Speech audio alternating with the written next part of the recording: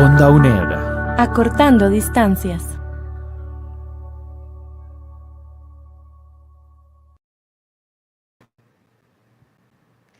Welcome to this special coverage of the 5th English Teaching Congress of the Northern Region in Costa Rica. This Congress is organized by Ministerio de Educación Pública, Universidad Estatal a Distancia, Universidad Nacional, Instituto Tecnológico de Costa Rica, Escuela Técnica Agrícola e Industrial, Universidad Técnica Nacional, and Instituto Nacional de Aprendizaje. My name is Michelle Ramirez, and I will be your host today. Joining us in this space are the following specialists. We have Montserrat Moya Jiménez from Tecnológico de Costa Rica, Sergio Gómez Atencio from Universidad Estatal a Distancia, and Jasmine Vindas Carmona from Tecnológico de Costa Rica. Guys, welcome. How are you today? Great. Thank you for coming today. The presenters today were part of the thematic block Teaching English for Specific Purposes, adapting lessons to meet students' needs.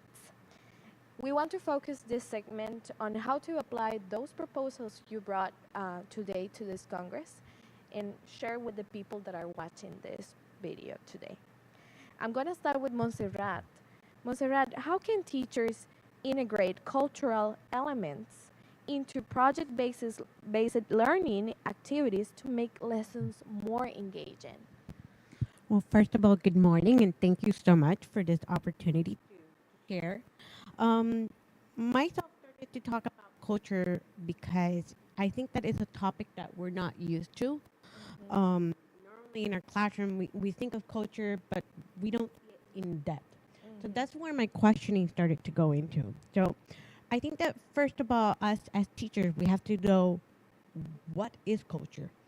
You know, and normally we think of traditions, we think of food, we think of this. But culture is more beyond than this. And by that, I mean that we cannot study culture. There's no way that we can study it. We can only experience it. And that's where it comes a little bit more tricky, but it can be done. And we can do this by living the culture. And in my workshop, I talk a little bit about Patrick Moran's. And he mentions a theory about culture itself and how to teach it. And he talks about one interesting thing that he said, that there's 5 dimensions of culture. And this is where culture becomes completely different. It's not just food. It's not just this. It's more in a live experience. So he talks about the knowing about, which is the facts, a little bit of research, knowing the how, knowing the why, and knowing oneself, and also knowing the process. So the about is the facts, the how is a little bit of questioning, the why we talked about values and behavior, and oneself is more of a reflection. This is where I need to know myself first to be able to understand a little bit more. For example, most of the time, and I have had this in my students, we do not know our own culture of Costa Rica. We may know a little bit, but not all of it. And we first need to know a little bit more about ourselves and how much I can be exposed or open to that. And also, between the knowing of the process is having that reflection at the very end. So within those 5 dimensions is the main key to having to get the reason out there of the why. So culture would tell us the why, but with the project-based learning, which is really summed it up as we're going to do something extra. We're going to make this come to life. So within that, when you apply those 2 elements, is where our classroom can become more than just, oh, we're going to look into culture. No, it's going to come to life.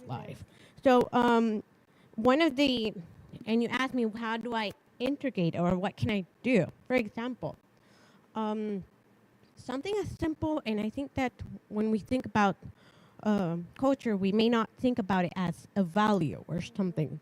So yesterday in the workshop, I had one particular group that mentioned about respect. He said, how do I show in a project respect? And I said, well, let's look at it.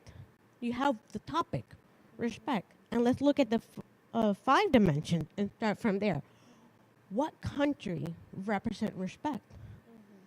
And then, for example, he said, oh, China, Japan. Okay, let's start from there. Let's start from there. Let's start asking each other, what about? How do they represent respect? Why do I not represent my respect in my culture? And from there, you start getting, okay, the why. They do it because there must be a deeper reason why. It's not just because they're not as Costa Ricans where we're like, we hug around and everything else, but there must be a deeper reason. And within that, to finish the whole entire thing, is reflecting, comparing. How can they do that? Hey, in a project, we're going to represent China or we're going to represent Japan, and we're going to do a role play of different scenarios. How would you react if you were here, if you had to come? Or what if the situation is we were in the classroom and we had to go, do an exchange completely to Japan? So that kind of thing, and it gets the students moving, and it gets them interested, and it even makes them so much curious about culture in a way that is completely different. Thank you. Thank you. Wonderful. And thank you for your answer. Really, really interesting how to see culture that way. Now, Sergio, I have a question for you, and it's what strategies can educators apply to design engaging tasks in the classroom? Okay, thank you for the question. Well, the workshop that I facilitated was based on Dornier's and Mercer's framework to design engaging tasks. So what these two researchers did was they compiled a series of principles that are not necessarily new to teachers. Many of them are familiar for teachers, but they organized a very easy to follow framework. And the first thing that they did is that, well, they defined engagement and they talked about two dimensions of engagement. One can be physical. Students can be active physically, right? But another one is internal, is cognitive, because they can be doing things and not necessarily, and nothing is happening, no connections or no cognitive activities going on.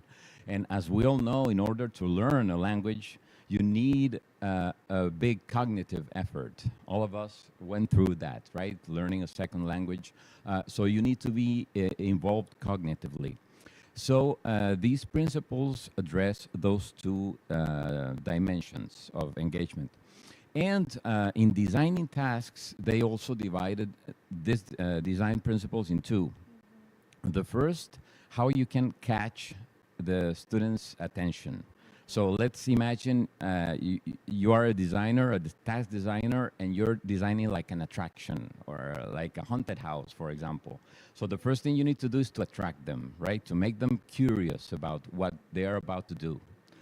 And the second thing is to sustain that engagement, because they can start very interested, but all throughout the task, they can get bored, and so you don't achieve those the goal of the task. So in very general terms, to catch the attention, I mean, they start from very basic, a very basic area, and all teachers are familiar with that. You need to start with specific students in mind, right? Their level, their interests, like, right? This is something that we are all familiar with that.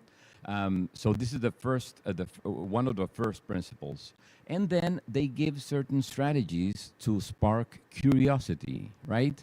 How can you surprise students at the beginning of the task and make them think, I want to know what comes next, right? So this is like a very general, right? There are specific things you can do to do that. Some of them, they call it the wow factor, for example. You can surprise students and make them curious about what's going to happen. And then the second part to sustain engagement is based mostly on the psychology of video gaming, because they ask themselves, why are video games so addictive, right? So they started analyzing, and they saw that most video games that are successful, you are part of the story, you are the hero of the story, right? And there is a story that you construct. You have options, right? So you depending on your moves, you go, to this place or to that place. So they said, why not integrate this in task designing? So when you design a task, give student choices, make them cognitively challenging. Because even if you're teaching a very simple, for example, language structure, that doesn't mean that you need to dumb down the activity, right? You don't need to just rely on repeating, right? You can, for example, just an example, let's imagine you're teaching the names of animals.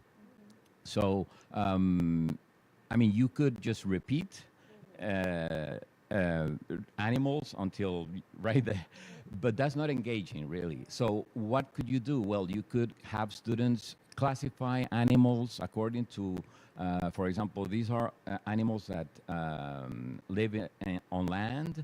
These are animals that live in water, like activities that engage them cognitively. So this is like the very general explanation of these principles and how to apply them. Thank you so much, Sergio. And for the next, we have a Hasmin. And your question, Hasmin, is why are linguistic resources needed in ESP? Well, first of all, thank you so much for giving me the opportunity to present my proposal in this segment. Regarding the framework I'm presenting today, basically, it helps us address, I would say, a very common issue in our classrooms, which is the insufficient use of the target language in or by our students, right? And well, what I tried to do is to implement my practices and to propose them to other professors who or teachers who encounter the same situations I did as part of a research that I worked on like 2 years ago or something. And well, basically, since ESP requires even more specific, as the name says, right, and technical vocabulary, it's pretty predictable that our students will rely more on Spanish or use less the target language than a, let's say, general English class, right? And so when we try to, when we implement linguistic resources, we try to prevent that issue in our classrooms. Why? Because you present your students with the resources in advance, right? So they won't have any excuses like for not using them. So the framework, what the framework proposes is to present the linguistic resources, to demonstrate them, and to, well, reinforce them through demonstration and the use of materials as well.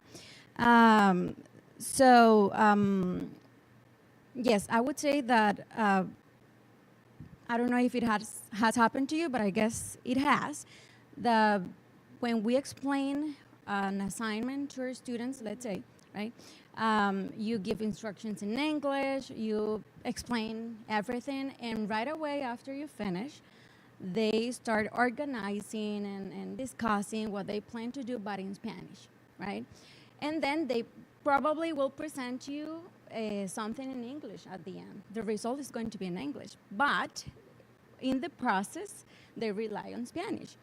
So when you give them those linguistic resources that some authors call them conversational gambits, right? I don't know if you're familiar.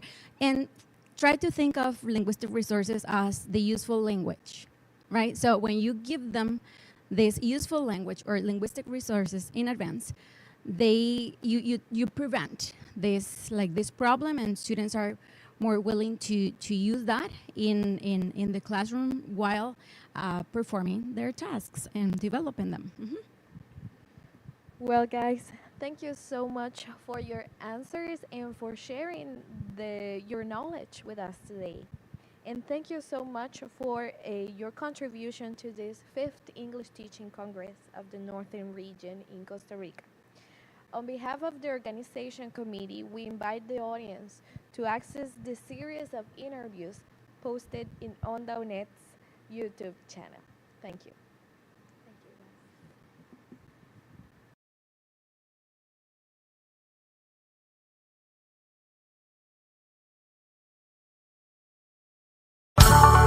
Onda UNED. Acortando distancias.